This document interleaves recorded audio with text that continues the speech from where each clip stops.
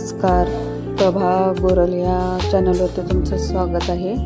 मी आज तुम्हाला ब्रह्मकमळची माहिती सांगणार आहे। हे ब्रह्मकमळ हे फूल हिमालयामध्ये उगवणारं एक फूल आहे आणि ह्या फुलाचं एक वैशिष्ट्य म्हणजे हे एक औषधी रूपी त्याच्यामध्ये झाडामध्ये गुण आहेत आणि हे उत्तराखंड राज्याचे राज्य पुष्प आहे आणि ह्यात औषधी गुण भरपूर आहेत आणि ह्याच्यामध्ये 3-4 नमुन्याचे रंग आहेत। एक रंग पांढरा, गुलाबी आणि जांभळ्या रंगाचे हे फूल असते आणि ह्या फुलाचं जीवनमान जास्तीत जास्त म्हटलं तर 1 दिवसच असतोय आणि हे फूल बद्रीनाथ आणि केदारनाथ ह्या मंदिरामध्ये हे फुलच वाहण्याची एक परंपरा आहे, म्हणून तर ह्याला देवपुष्प असं सुद्धा म्हणतात। आणि ह्या फुलाचा अनेक वैशिष्ट्य म्हणजे हे इच्छा पूर्ण करण्याची शक्ती ठेवते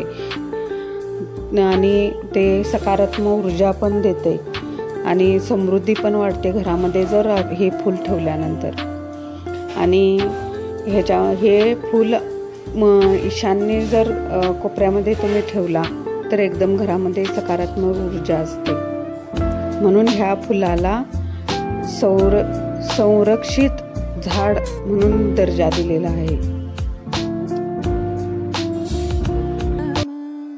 सा सा ग म प नि नि सा नि द प म ग म ग हाथन मेहंदी लगी प म ग म ग रे सा नि सा मोरे बालम नि प नि सा माथे की बिंदिया ग म प नि सा